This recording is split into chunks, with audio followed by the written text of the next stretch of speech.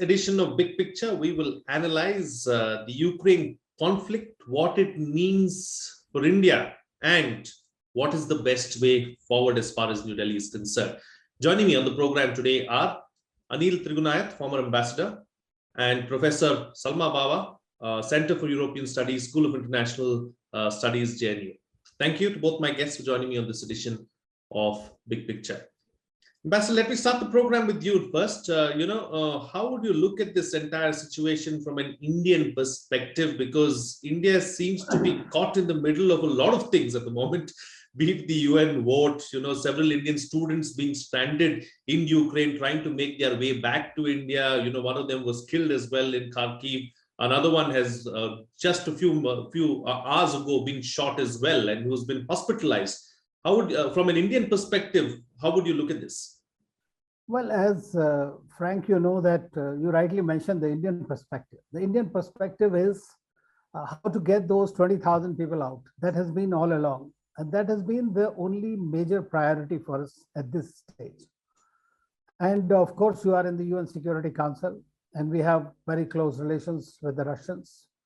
And at the same time, as you know, the Quad meeting happened yesterday. They advanced it with the US and the other countries as well.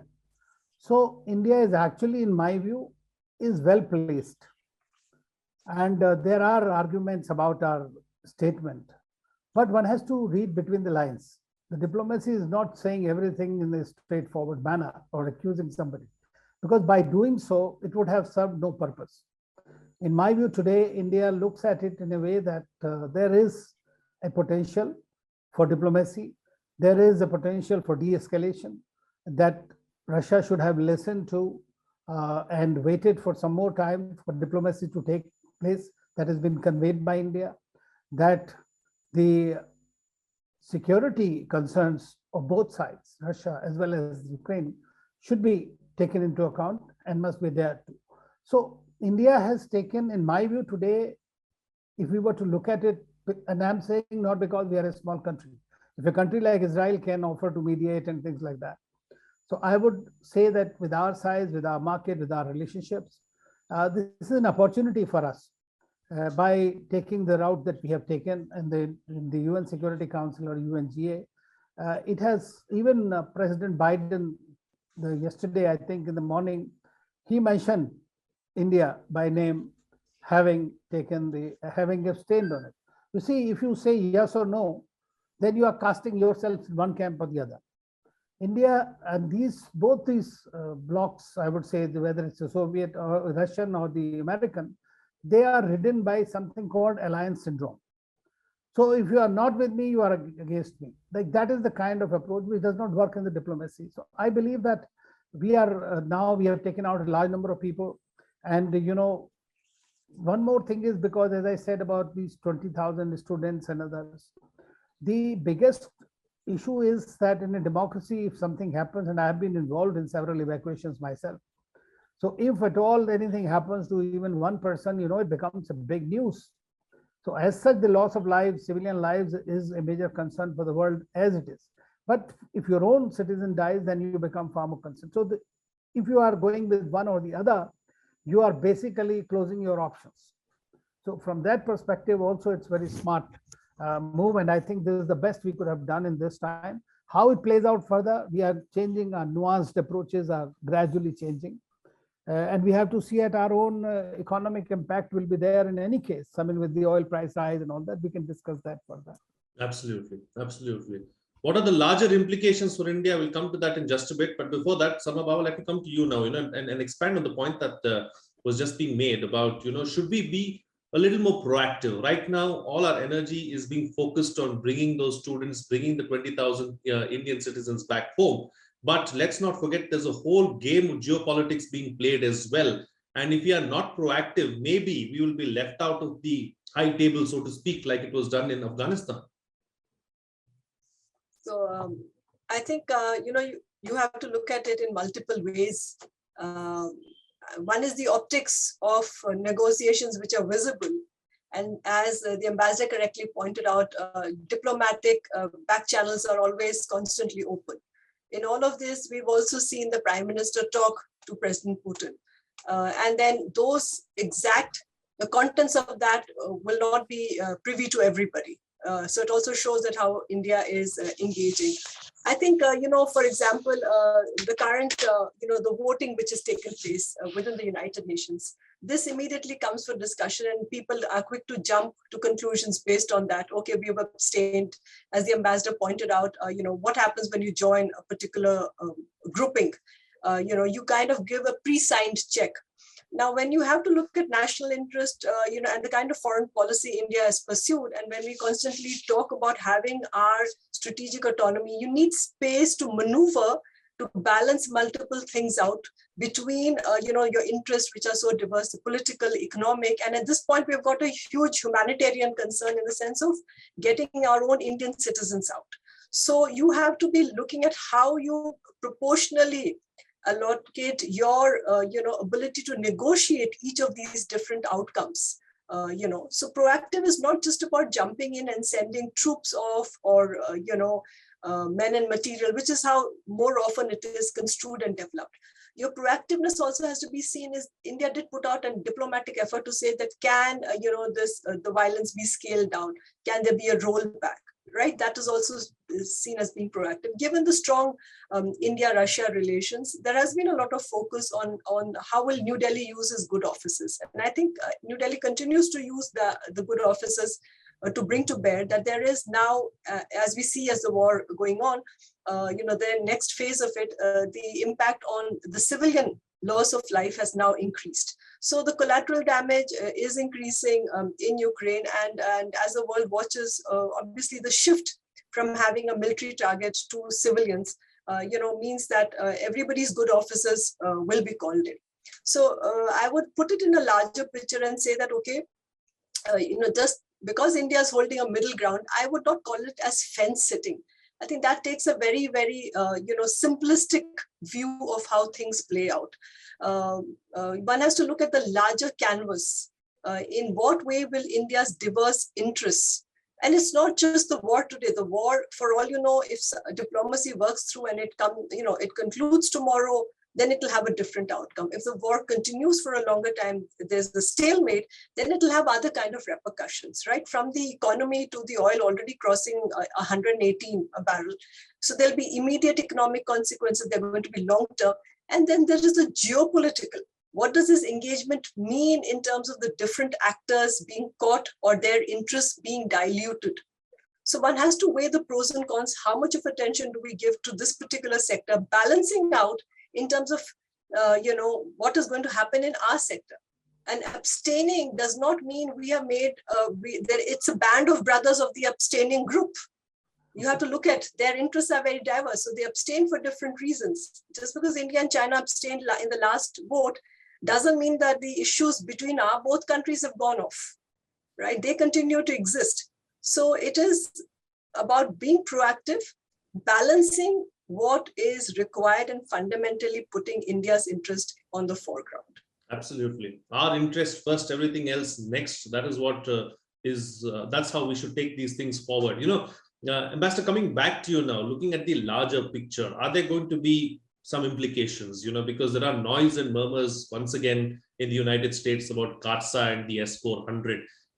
Are there going to be implications on some of those deals that we have with Russia?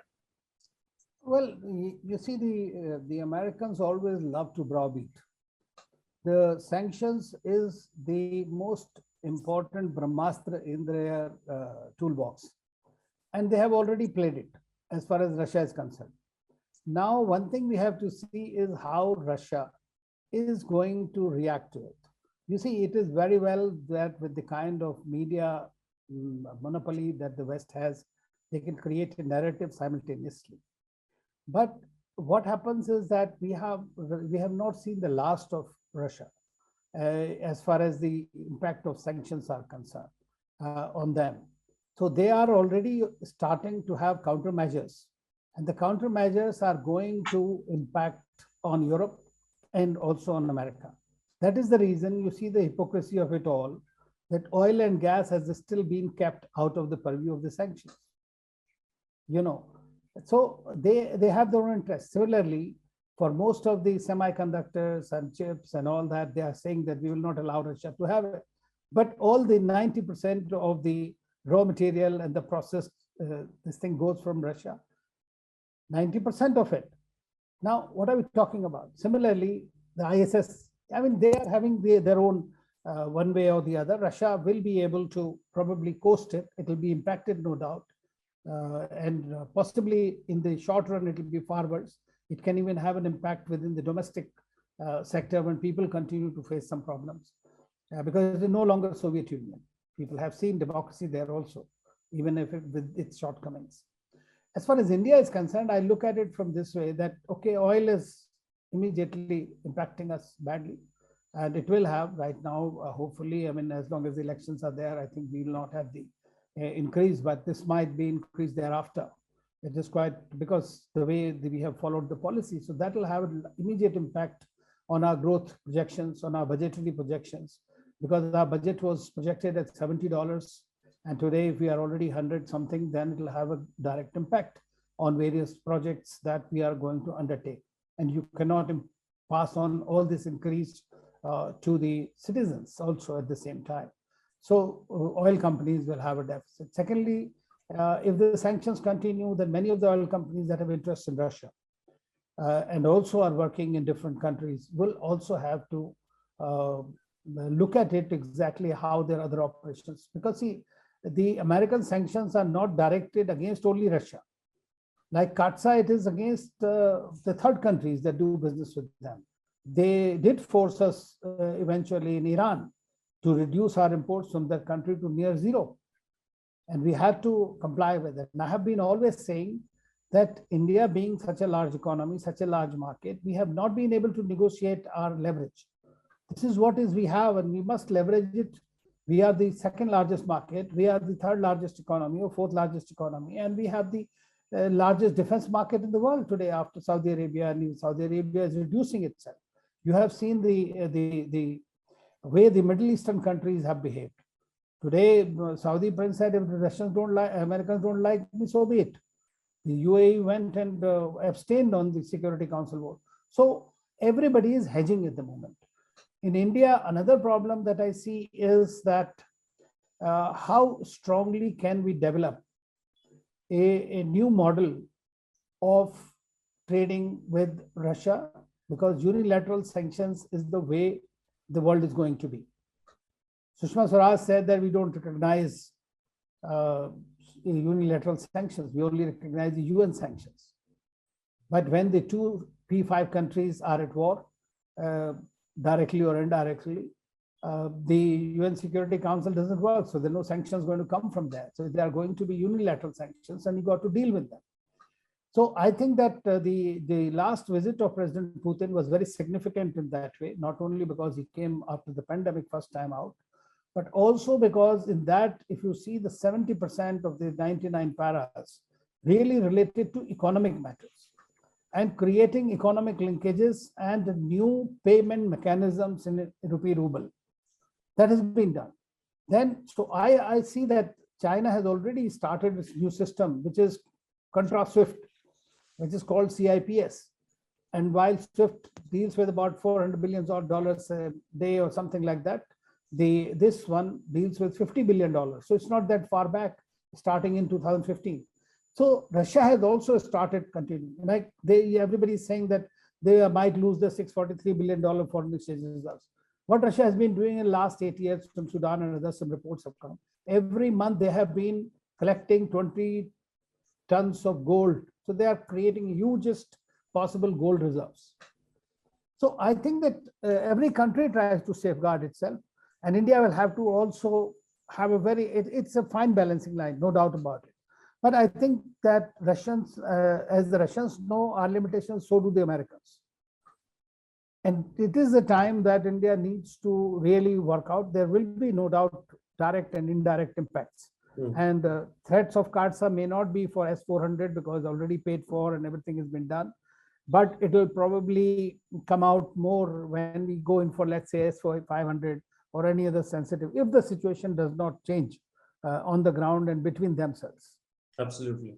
Absolutely. Professor, coming back to you now, so we've seen that the EU has taken a very tough stand against Russia as well, and over the last few years, India and the EU have come closer together, especially some of the bigger states within the EU itself. The ties with France have grown by leaps and bounds, but France has taken a very aggressive stand against Russia this time around.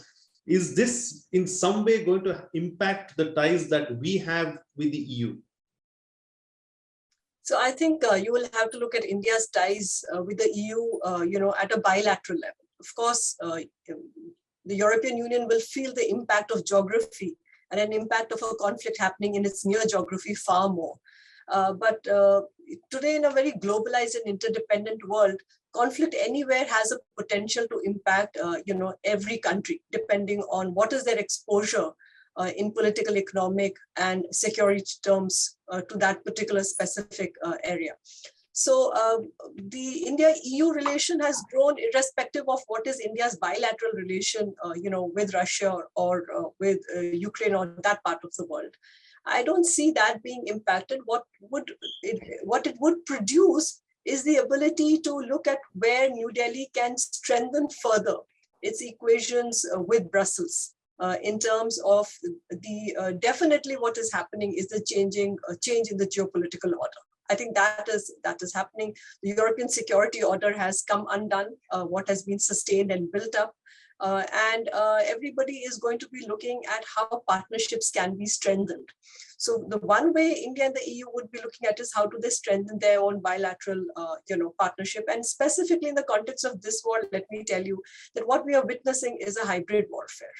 So the one area we are looking at it is cybersecurity. This is a domain which has really not been explored between both sides. And so there is a huge potential over here to see how we can find a greater convergence.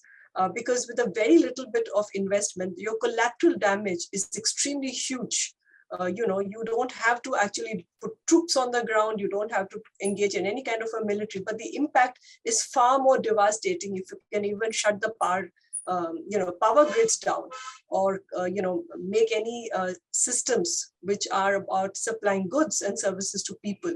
If they can be even taken down for 24 hours, you can have a far more greater impact. So I think the areas like this are going to become important, and the conflict over there is also engaging partners very differently. So Europe is now getting is being pulled inward looking would be happening. So India will have to see that how best in this condition it continues the engagement forward. We have a new connectivity partnership which has just been launched in the last India-EU summit as well. And the Indo-Pacific is also, becoming a focal point with the EU also putting forward. So conflicts tend to, deflate issues, also tend to divert attentions. And in such a context, it has to be asked, how do you keep your parallel trajectories of diplomacy continuing so that it's not that one event, should suck up the oxygen in the room. An issue like this opens up both a challenge and an opportunity. So we would have to look, as much as the EU would look at diversifying its energy supplies, we're also looking at how, looking at renewables, for example. Does this offer an opportunity to scale up the International Solar Alliance, for example? All right, we are also oil dependent. So there are points of convergence which can be reframed and reworked as this conflict persists. Absolutely. All right, time to get closing comments from both my panelists now with the best way forward as far as India is concerned with regards to the present conflict situation and the complicated situation, starting first with the ambassador.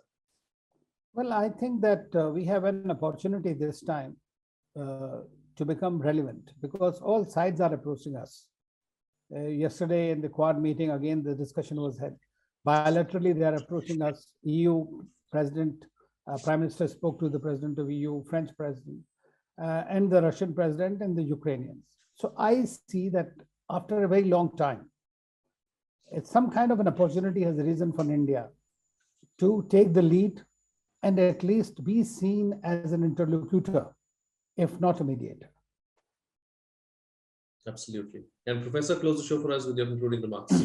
So I would say that, the world is watching in the way how this conflict is going to play out. And New Delhi is taking very measured steps. It has also showed in the situation its ability to get its citizens out. I think this is something which the world has watched. We have built our own indigenous capability and capacity, not being dependent on others. But diplomacy requires a lot of skillful handling, and that's what India has shown at this point. And we have continuously given out the message that the best way forward in this conflict situation is to keep the diplomatic channels open. And I think India holds an advantage at this point that we do have very good equations with the concerned actors around the table, right? And as Ambassador pointed out, that diplomatic advantage, should be taken forward in converting it into some kind of negotiating some kind of even short-term ceasefires to have humanitarian actions. If we are able to even push the agenda a little bit forward, I think New Delhi would have contributed significantly. And these things can be done. You need the good offices, and India at this point continues to have the good offices. I think after the Quad meeting as well, it's very clear that India's position has been understood. You can't just jump sides overnight. Any ship will capsize, as any captain on a boat will tell you. So that balancing of taking and navigating the ship, holding all sides, means that diplomacy, should be the way forward in the particular situation. Absolutely. All right. We'll have to leave to that. Thank you so much to both my guests for joining me on the program and putting things into perspective for us.